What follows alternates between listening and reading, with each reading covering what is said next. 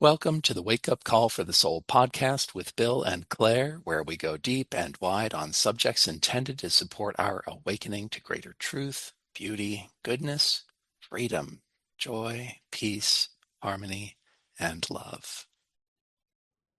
In this episode, we continue our conversation about Source and Satan, the divine and the demonic, with a shift into a focus on the demonic dimension of existence. So how about we shift a little bit into this question of the demonic as opposed to Satan? So, because I mean, like when you hear the word demonic, what comes up for you, Claire? Like what kinds of images or things? And you can put it in the context of this conversation or just how you generally think about this sort of stuff.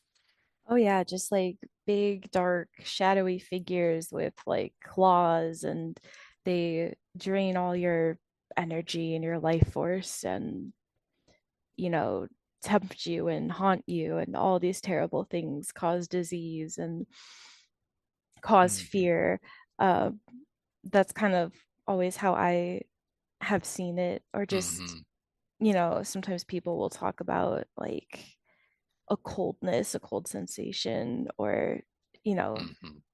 physical illness, that kind of thing. Yeah. Yeah. Yeah. Okay. Yeah. Yeah, that makes sense to me. So, just like I was talking about this continuum from divinity to the demonic, let's say. So, for me, in the spirit realms, there exist beings who are in this realm of divinity, those we might call angels, and then we might have sort of I'll call them progressive spirits in between who are progressing through various realms of awareness or consciousness on their way toward, I'll call it union with creation and or union with source. I make a distinction there. And again, we can dig into that if you want to. But there's this place that is below, or I shouldn't say a place. It's actually a whole bunch of places, a whole wide, well, wide is a relative term. Let's call it an array of possibilities that are not inherently progressive because of the level of consciousness existing at those levels. So, for example, there's you've probably heard this planet referred to as the Earth plane. Hmm. Okay. Yeah. So for me, the Earth plane is not just this material plane, but that there is also a spiritual plane that is very much in harmony with the overall conditions of life, such as it is on this planet at this time. And so this is like, are you familiar with the movie The Sixth Sense? I've never seen it, but I am familiar with it. Yes. Okay. Yeah. So in this realm of the Earth plane, there are possibilities where there are quite a few people who will transition into spirit. So they will leave their biological bodies and they will continue to hang out on the Earth plane. Some of them, Hmm. they know that they're dead and they're fine with hanging around on this plane. They find it enjoyable. A lot of times, I think a lot of stories, there's the television series, the British and the American one called Ghosts, where you've got these beings who lived lives, but in their own way, they're sort of stuck or choosing to stay on the Earth plane. Or you have the movie like The Sixth Sense, where the therapist I hope I'm not. I, I think I'm okay giving a spoiler Oh alert yeah. for a movie that came out 20 some years ago or whatever. But where the therapist doesn't know he's dead and he's trying to help this kid, and he can only help this kid because the kid happens to be psychic and is able to see and hear him in a way that he would any other person. So on the Earth plane, it's this very mixed bag. So we have 8.5 billion plus people on this planet in biological bodies right now. We probably have a lot more people on this planet who are not in their biological bodies who are very much inhabiting this Earth plane. The planet's thick with them. They're everywhere, just like in movies like The Sixth Sense or even in television shows like Ghosts. Does that make sense? That does. Yeah. I've heard that before. Yeah, yeah. Hmm. Okay. Right. And so they'll be referred to as ghosts or earth plane spirits and things like that. And they can have a range, just like people on the earth, right? There are people on the earth who are they're kind of nicer maybe, and people who are meaner. And these earth plane spirits can be in this kind of range of niceness and meanness, let's just call it for simplicity's sake. And then, but as you go below the earth plane, you then start going into places that I would use the language of things like the hells or planes of darkness, where there are spirits in these places who, because of the choices that they made in their life on this planet, they're in places of even greater darkness or disharmony because of those choices and their persistence in replaying those errors, clinging to those errors, sticking to their justifications for why they have this awful lot in existence. And these can range way down, from people who just they made a bad choice and they're in a really dark and unpleasant plane, and that plane exists. Its conditions are specifically designed to help them to leave that place. For me, I don't know if we've ever talked about this. For me, the hells are not a permanent abode. There are religious doctrines and dogmas that state that there are these places of disharmony that will exist forever, and I don't buy it. I don't see any evidence that Source has any plans for allowing darkness and disharmony to exist in this cosmos on any plane or level for all of eternity. That's how I see it right now. Mm-hmm. Okay. So, yeah, and these places, they get progressively darker, more cramped and claustrophobic, more awful the further down you go until you get kind of into those depths of the greatest desire for separation, for depravity, for degradation, awfulness, ugliness, take your pick, going all the way down. So then for me, those spirits that people refer to as demonic on this plane, they are not, because there's this distinction. There's this distinction between preternatural beings and natural beings. Have you heard of this distinction? Um, I don't think so. Okay. So the idea of a preternatural being is a being that existed uh, without having to have a life in a body like a natural being, like what we would consider ourselves as human beings. So even that story of Satan, this angel, the idea is that that angel never existed in a physical body, rebelled against God, and then was cast into the depths of hell. That would be a preternatural idea of Satan, let's say. And then all of the angels that were following Satan or chose to follow Satan, thinking that God, source, has the wrong idea, they are these preternatural demons, right? They, instead of having nice wings with feathers, they have bat wings, Mm, mm-hmm. Okay, right? So that's the idea of preternatural beings that didn't have a natural existence, but that can make these various kinds of choices. And I'm not in any way denying the existence of preternatural beings, but for me, I don't see any evidence that what people attribute to the satanic and the demonic has an actual preternatural origin. Okay. So for me, the satanic, the demonic has a natural origin in humanity's ability to make choices, Okay. choices that are, in this case, in that direction, choices for separation, disharmony, disease, on and on. And what happens in spirit is that a spirit's spiritual form, it conforms to its own spiritual condition. So if you are a being in spirit who is just full of light and love, and you're all about unity and getting along, then you radiate this light. You have this beauty to your appearance, and people can recognize it. Things that are hidden on earth, things like actual spiritual beauty and goodness, things that it's not always obvious whether it exists in a particular case or not. In the spirit world, it's obvious to everyone. Everyone with that level of awareness or higher, they can see exactly what's going on with that person, where Mm-hmm. they are on this continuum of divinity to the demonic. Um, but as you move down, and you even see it like in a show like Ghosts. I mean, these ghosts, they just look like regular people.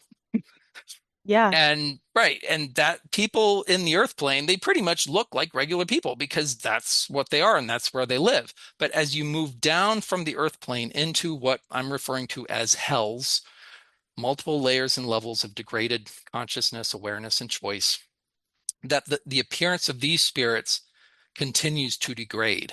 So they become uglier, less pleasant to look at. And it doesn't mean that some of them haven't been around long enough to figure out how to temporarily change their appearance so that people with spiritual vision might be tricked by them. Hmm. But that generally speaking, they can't keep that up all the time. Most of the time, they're going to look in a way that is a spiritual reflection of their true spiritual condition. Like I'm thinking about a friend of mine. She had told me this story where she was a child, and I think she was like 8 years old or something. And she has her own fairly developed psychic gifts. And I think every night for a year or something, this man who looked like a cross between a bull and a man, like almost some kind of man minotaur thing or whatever, it would walk into her bedroom at night and somehow it would wake her up, and it would hold this dagger over her, and then it would drop it into her abdomen, and she would actually feel it. She would feel the pain of this dagger dropping into her. Wow. Yeah. And to me, and so I'll tell the rest of this story. I guess I might as well. At one point, she got fed up with this. And one night she waited up for him, and said, "You can't do this anymore. I can't remember what she said, but she just told him, no more. We're done with this. You're done. I'm done. We're not doing this anymore." And this spirit, who a lot of people would interpret as a demon, right? Some man that looks like a cross between a man and a Yeah. beast, right? Okay. The spirit said to her, he said, "Well, what am I supposed to do now?" And she said, "I don't know." And he turned around, left, and never came back. Whoa. You know, and it's stories like that that affirm my sense that, you know, he was running a program. He was doing something that he was, in his own way, getting some kind of stimulation from it. And part of the stimulation came from the fact that, oh, I do this thing and this person reacts to it, right? Like you talked about, you shared this kind of idea of this energy vampire, right? That if a spirit is able to get someone's attention, then they can get energy from them, right? Hmm. That's my sense of what he was doing with her because of her psychic abilities and her ability to see what he was doing. And he saw that it worked and that he got a little hit off of it, almost like an addiction, from this young girl over and over again for a year, however long it went, that's just, it gave him a sense of aliveness despite all of the choices he had made in the direction of separation, disconnection, and death. Hmm. Wow. I could be wrong. Maybe there's all this preternatural evil running around in the world. I haven't seen evidence of it. I've seen evidence of beings that are really depraved and degraded and who, in their own sick way, continue some of the patterns they had on Earth.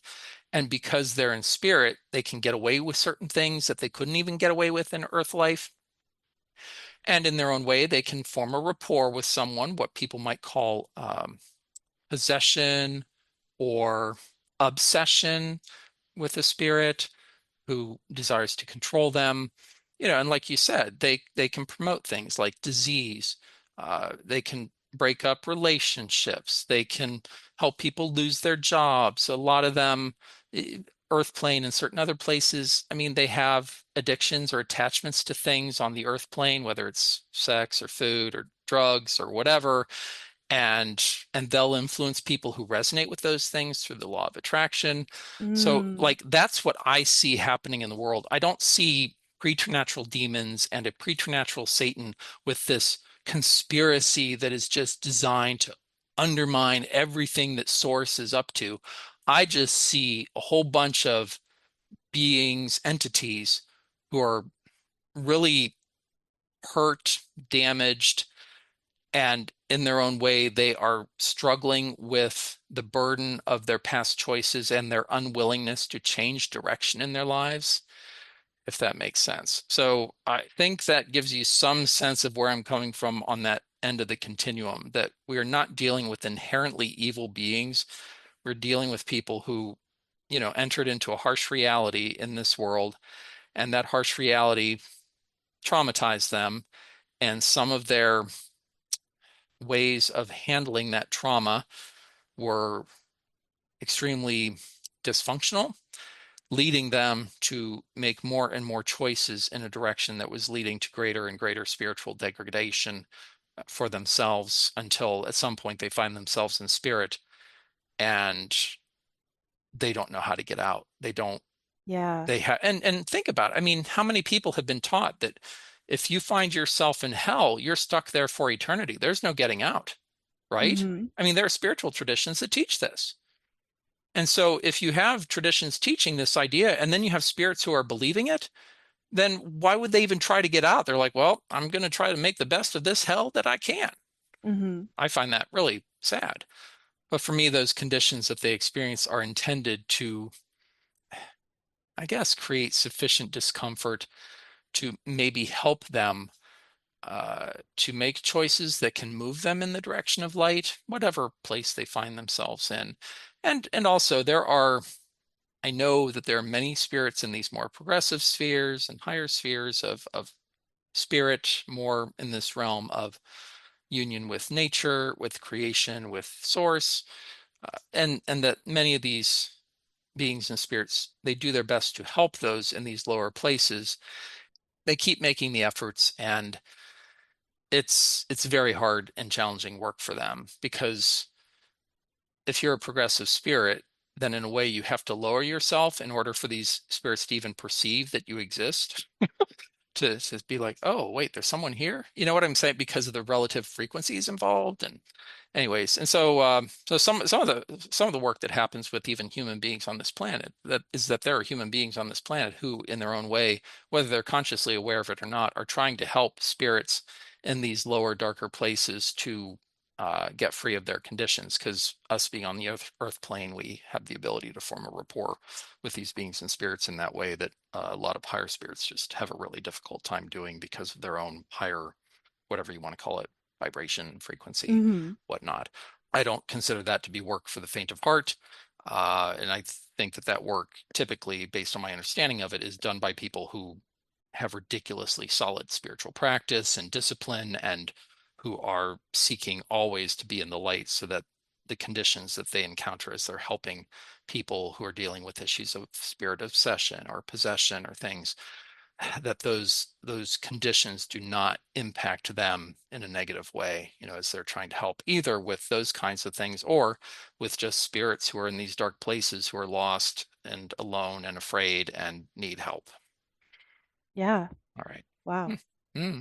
We look forward to you joining us for the rest of our conversation in the next episode. Thank you so much for listening to this episode of Wake Up Call for the Soul with Bill and Claire. May we love ourselves and all more and more with each passing moment. We wish you the very best and highest. Until next time.